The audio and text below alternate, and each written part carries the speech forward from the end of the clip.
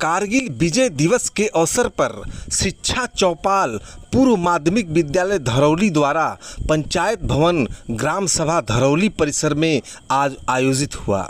Basic शिक्षा के बढ़ते कदम थीम पर चर्चा परिचर्चा में अभिभावकों से सीधा संवाद किया गया। कारगिल विजय दिवस के शहीदों को श्रद्धांजलि दी गई। कारगिल विजय दिवस पर चर्चा के साथ विद्यालयों में बच्चों के नामांकन वृद्धि, उपस्थिति एवं ठहराव, निपुण भारत, शैक्षिक गुणवत्ता आदि पर चर्चा परिचर्चा की गई। शिक्षा चौपाल में मुख्य अतिथि डॉक्टर ओपी राय ने कहा कि अभिभावकों को जागरूक बनना पड़ेगा, अपने बच्चों का ध्यान रखना पड़ेगा कि उनका बच्चा विद्यालय में क्या पढ़ रहा है, कितना सीख रहा है। डाइट प्राचार्य डॉक्टर ओपी राय जी ने कहा कि यदि अभिभावक अपने बच्चों के प्रतिदिन के कार्यों की निगरानी करने लगे तो किसी अधिकारी के निगरानी की जरूरत ही नहीं पड़ेगी। उक्त अवसर पर विशिष्ट अतिथि खंड शिक्षा अधिकारी घोसी श्री बलिराम जी, खंड शिक्षा अधिकारी बलराम श्री श्याम सुंदर पटेल, डाइट प्रवक्ता डॉक्टर मनीष कुमार, प्रधानाचार्य Jai Kisan inter college Shri Zakaullah Khan, SMC अध्यक्ष श्रीमती बदामी, शिक्षिका श्रीमती आभा त्रिपाठी, श्रीमती प्रिया सिंह, श्रीमती पूजा पांडे, श्रीमती कमलेश राय, शिक्षक श्री सतीश कुमार सिंह, श्री शैलेंद्र यादव, श्री सुग्रीव प्रसाद, श्री नवीन कुमार राय, श्री रणबीर सिंह, मशहूर शायर श्री सलमान शेखवी समेत सैकड़ों शिक्षक, अभिभावक और बच्चे उपस्थित रहे। अध्यक्षता ग्राम प्रधान धरौली श्री बालचंद जी ने किया और संचालन डॉक्टर रामविलास भारती जी ने किया।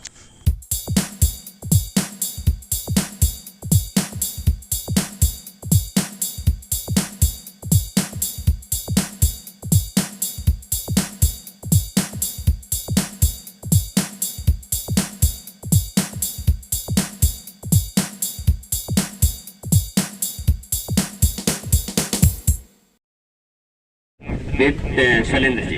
धन्यवाद सर। आदरणीय मुख्य अतिथि महोदय एवं यहाँ उपस्थित सभी गणमान्य व्यक्तियों का मैं हृदय की गहराइयों से स्वागत, वंदन, अभिनंदन करता हूँ। ये कहूँगा, भरी दोपहरी में सूरज परछाई से हारा। अंत जो संकल्पना है वह शिक्षा ही एक व्यवस्था है कि जिसके माध्यम से हम एक दूसरे को प्रोत्साहित भी करते हैं और शिक्षा के माध्यम से कोई भी व्यक्ति किसी भी स्थान को पा सकता है। और सबसे बड़ी बात है, हम जानते बहुत कुछ हैं, लेकिन नोइंग को जब हम डूइंग में बदलेंगे और कहा गया कि well done is better than well said, as action speak louder than our words. हमारी करनी का जानते हैं एक्चुअल आउटकम के बीच में जो लर्निंग गैप है, इसको पूरा करने के लिए सबसे इंपॉर्टेंट है कि हम अपने अभिभावकों का विश्वास जीतें। और वो विश्वास कैसे जीतेंगे कि जब हम अपने अंदर निष्ठा, ईमानदारी से भी बड़ा शब्द होता है निष्ठा, जिसको हम इंटीग्रिटी बोलते हैं, जिसमें कोई देखे चाहे ना देखे हम अपने कर्तव्यों का पालन करते हैं। वह कर्तव्यों का पालन करते हुए डॉक्टर रामविलास भारती जी ने अपने विद्यालय को अपने जिले में नहीं बल्कि प्रदेश स्तर पर एक नया आयाम स्थापित करते हुए अन्य लोगों को प्रेरित कर रहे हैं। मैं इसी कड़ी में हम अपने बच्चों को भी जो है बतलाते रहते हैं कि शिक्षा के क्षेत्र में आपको जब आगे बढ़ना है तो एक आपको अपने अंदर जुनून पैदा करना पड़ेगा। शिक्षा ऊंची ऊंचाई पर पहुंचने के लिए एक जुनून पैदा करना पड़ेगा और गार्जियन का भी ये दायित्व बनता है कि अपने बच्चों को जब बच्चे घर जाते हैं तो उनको देख करके पढ़ाने के लिए उनको प्रेरित करें। जब नाम रोशन होगा, आपके गार्जियन का नाम रोशन होगा और आपके विद्यालय का भी नाम रोशन होगा। तो एक जुनून हमको शिक्षा के लिए पैदा करना पड़ेगा। एक शेर हमको याद आ रहा है, न हम नमा न हम नसीर से निकलेगा, हमारे पांव का कांटा हम ही से निकलेगा। तो शिक्षा के लिए जो है आपको जो है मेहनत करनी पड़ेगी। आप लोग मेहनत करें, इतना हमको विश्वास है। देश का जज्बा अजब तूफान रखते हैं। शेर देखे सर, अफाक सर के दिलों में देश का जज्बा अजब तूफान रखते हैं। वतन पर जान देने का सभी अरमान रखते हैं कि हम अशफाक बिस्मिल और ऊधम सिंह के बेटे हैं। वो मजहब कोई भी सीने में हिंदुस्तान रखते हैं। वो मजहब कोई भी सीने में हिंदुस्तान रखते हैं। आइए एक गीत मुकम्मल हाजिर करता हूँ, सुने कि मैं खानो यारों वतन के वास्ते खुद को मिटा देना। सुनो यारों वतन के वास्ते खुद को मिटा देना। वतन के इस चमन को तुम लहू दे के सजा देना। वतन के इस चमन को तुम लहू दे के सजा देना। ये शेर आपके हवाले रखता हूँ सर कि हमें तो कारगिल की जंग ये पैगाम देती है। हमें तो कारगिल की जंग ये पैगाम देती है। वतन पे आँच आए तो तुम अपना सर कटा देना। वतन पे आँच आए तो तुम अपना सर कटा देना। रामविलास भारती सर ने अपना ढेर सारे पुरस्कार, सम्मान, आशीर्वाद दिए। तन के दुश्मनों के सामने सर झुक नहीं सकता। वतन के दुश्मनों के सामने सर झुक नहीं सकता। वतन के दुश्मनों को शेर ये मेरा सुना देना। वतन के दुश्मनों को शेर ये मेरा सुना देना। और ये भी शेर देखें कि भले भूखे रहो लेकिन पढ़ाना अपने बच्चों को। भले भूखे रहो लेकिन पढ़ाना अपने बच्चों को। कि क्या है ज्ञान का स्थान ये सबको बता देना। बहुत बहुत शुक्रिया ज़कारुल्लाह सर। ज्ञान का स्थान ये सबको बता देना। सिलसिले का आखिरी शेर हाजिर करता हूँ, आप सबकी दुआएं चाहता हूँ, पेश करता हूँ, सुने। अगर ये शायरी मेरी किसी के दिल को छू जाए। अगर ये शायरी मेरी किसी के दिल को छू जाए तो इस सलमान को यारों जरा दिल से दुआ देना।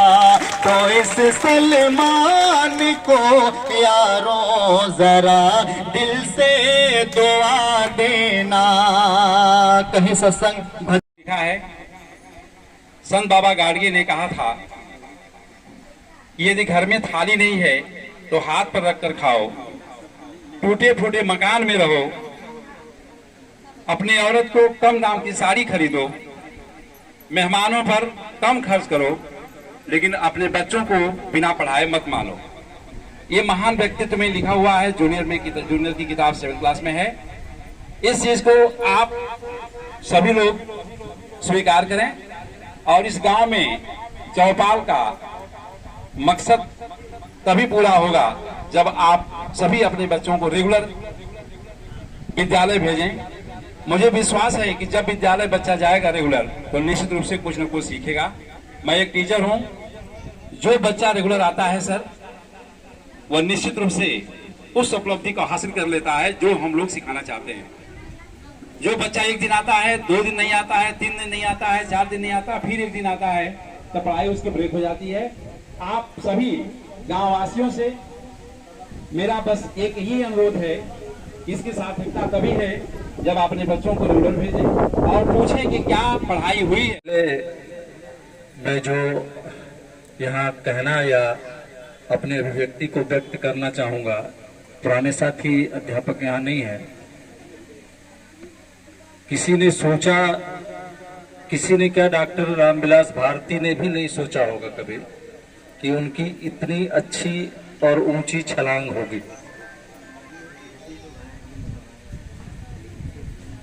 मुझे बड़े अच्छे से याद है, सन 2010 के बाद का समय, जब कभी कार्यालय पर हम और डॉक्टर रामविलास भारती आमने सामने हुआ करते थे। मैंने शुरुआत किया था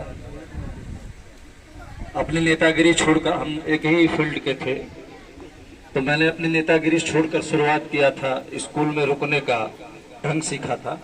तब इनसे बड़ी गर्मा गर्म बहस हुआ करते थे कि, और खासकर एक मुद्दे पर कि ये जो स्कूल में बच्चे हैं ये आप ही के संपर्क के हैं, इसके लिए मैं ये कर रहा हूं, आप क्या कर रहे हैं।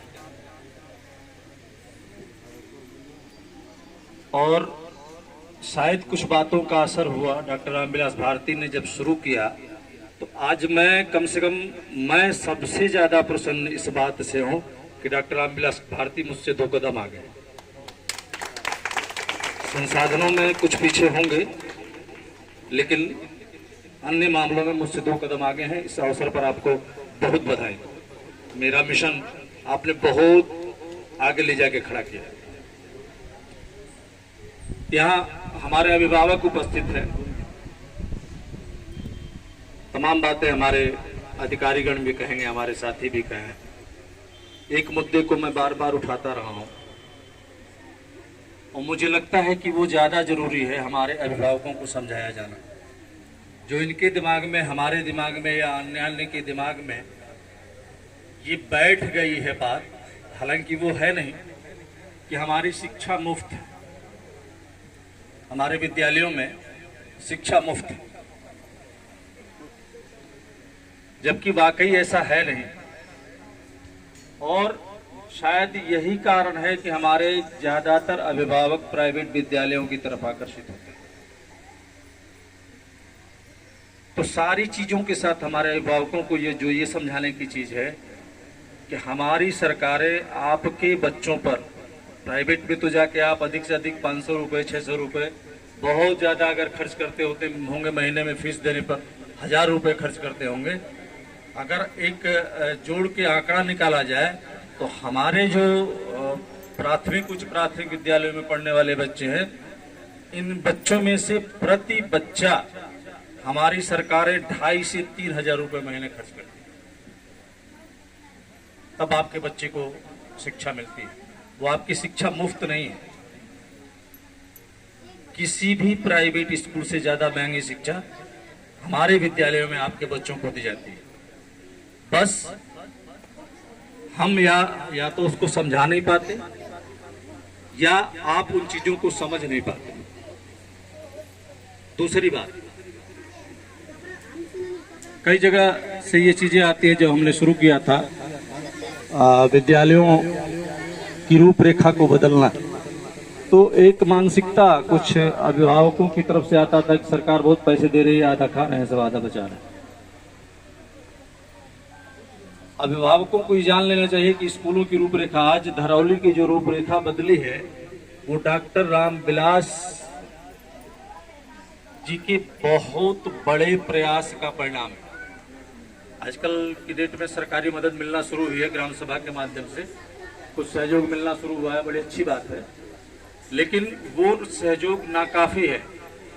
ये डॉक्टर रामविलास का आपके प्रति, आपके बच्चों के प्रति, आपके विद्यालय के प्रति, आपके गांव के प्रति बहुत बड़े समर्पण के साथ अपना बहुत कुछ खोना है, जिसके परिणाम स्वरूप आपको ये उपलब्धियां मिल रही हैं। तो कृपया इन उपलब्धियों का स्वयं के लिए सम्मान करें।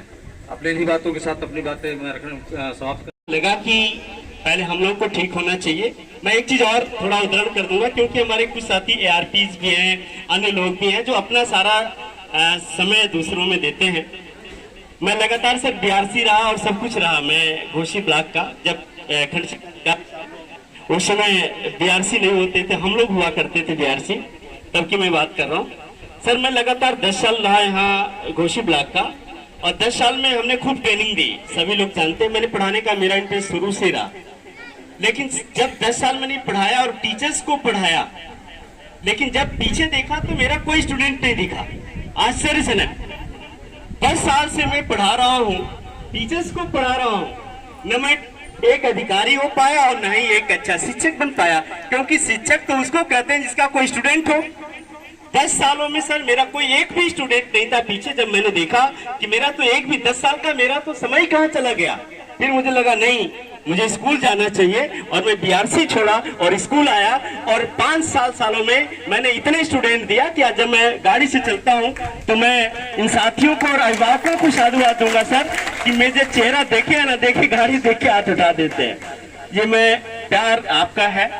और फिर मुझे लगा कि मुझे BRC छोड़ना चाहिए, और जो भी ट्रेनिंग अथवा सपोर्टिंग एजुकेशन में उनके लिए कह रहा हूँ, आज नहीं तो कल इस बात का आपको एहसास होगा कि जो आप समय उन ट्रेनिंग और उसमें दे रहे हैं, आपने कितने स्टूडेंट तैयार किया।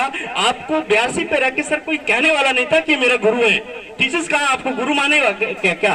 कई मारने को तैयार नहीं, लेकिन जब स्कूल पे आए तो लगातार स्टूडेंट हमने बनाया, और वो आज बच्चे निकलने के बाद भी मेरे हमेशा के लिए स्टूडेंट बन गए। तो मुझे लगता है कि शिक्षक होना एक बहुत बड़ी भूमिका है। शिक्षक के रूप में अगर हम अपने दायित्वों का निर्वहन करें तो देश, समाज और पूरी दुनिया को बदल सकते हैं, क्योंकि ये मद्दा सिर्फ 2 लोगों में, 3 बाबा वो कहते हैं ना APJ अब्दुल कलाम साहब, तो दुनिया को अगर बदलने की क्षमता है तो माता पिता और शिक्षक में। तो इस भूमिका को हमको अदा करना चाहिए। हम आपके बीच हैं। मैं इसी कड़ी को बिना किसी देरी के 2 मिनट मैंने ले लिया सारे।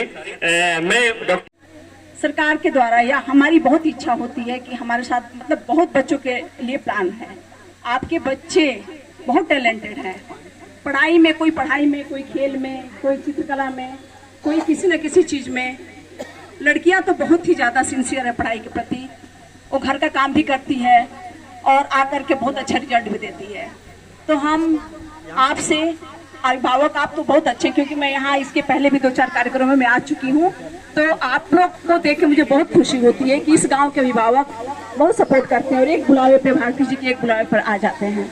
ये बहुत अच्छी बात है, क्योंकि उन्होंने भी आपके बच्चे के सपनों को पूरा किया है। जो बच्चे एक सपना देखते हैं कि हमारा ऐसा घर हो, ऐसी जगह हो, इस तरह का जो सपना होता है, उस सपने को पूरा करने का काम भारती जी ने किया है। उस विद्यालय में जाने के बाद एक बच्चा फील कर सकता है कि बहुत अच्छे कॉन्वेंट स्कूल में पढ़ रहे हैं, क्योंकि हर बच्चा का एक सपना होता है और उसके मन में ये चीज होती है, और सारी कुछ वहाँ उपलब्ध है, चाहे वो लाइब्रेरी की बात हो या पार्क की बात हो, या हर चीज मौजूद है उस स्कूल में।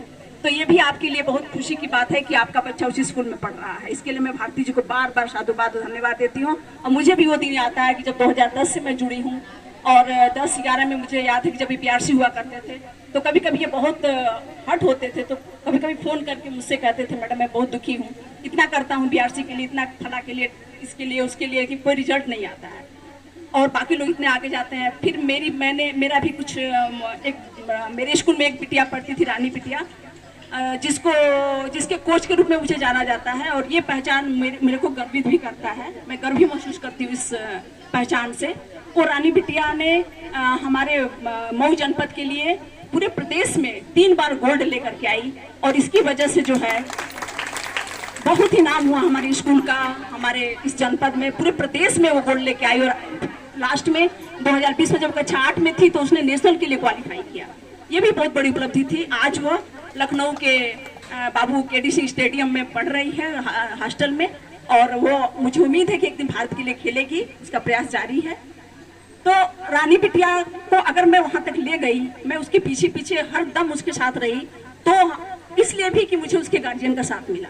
आप जैसे अभिभावक है ना, उनका साथ मुझे मिला, बहुत साथ मिला, उसके मम्मी पापा का साथ मुझे बहुत मिला। जहां मैं कहती, जहां जाने देते, साथ में चलते। तो कुछ बच्चे ऐसे होते कि जिनके अभिभावक पहले ही बोलते कि नहीं, बच्चा नहीं जाएगा।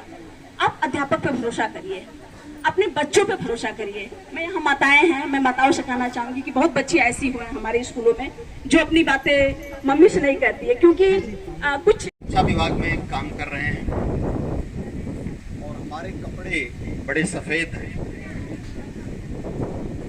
तो इस पे दाग भी बहुत जल्दी लगता है। इसलिए बहुत सतर्क और बहुत सजग होकर के काम करना पड़ता है। इन ऐसे माहौल में भी अगर एक शिक्षक अपनी ऊर्जा से, अपनी विद्वता से, अपनी लगन से, अपनी तत्परता से एक क्षेत्र विशेष को नहीं, विद्यालय विशेष को नहीं, अगर जनपद को रास्ता दिखा रहा, मंडल को रास्ता दिखा रहा, वो बधाई का पात्र। ये चौपाल लगी क्यों? क्या आवश्यकता थी इस चौपाल की? हमारा समाज, मैं माताओं से बात कर रहा हूं, हमारा समाज बटा हुआ है इकोनॉमी के आधार पर, अर्थव्यवस्था के आधार पर, सामाजिक व्यवस्था के आधार पर, राजनीतिक व्यवस्था के आधार पर कई स्वरूप दिखाई देते हैं।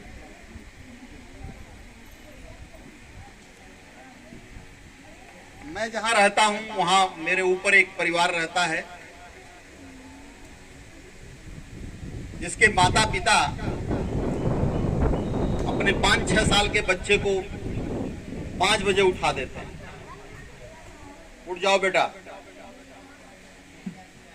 उसे बाथरूम में ले जाते हैं, नहलाते हैं, उसके कपड़े बदलते हैं, पहनाते हैं उसे, और तब तक मम्मी किचन में बड़ा बढ़िया पराठा सेक देती है, देसी घी के साथ सब्जी बना देती है, अचार दे देती है, उसको खिलाती है, चलते चलते खिलाती है। तो मैं केवल प्रतीकात्मक बात कर रहा हूं आपसे। ऐसा होता है कि चलते चलते बच्चे को 2 रोटी तोड़ के खिला देती है और टिफिन बंद करती है, और पिता उसका है कि सभी क्षमतावान है, सभी के पास कुछ हुनर है, सभी के पास कुछ काबिलियत है कि वो अपने क्षेत्र विशेष में जहां भी रहेंगे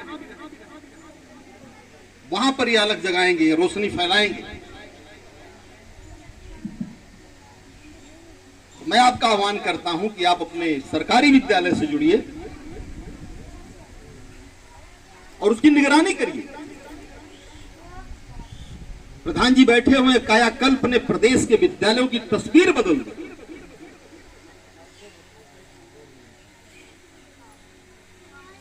आप भी जुड़िए, आपका विद्यालय है, जुड़िए और अपने बच्चे की प्रतिदिन की, प्रत्येक घंटे की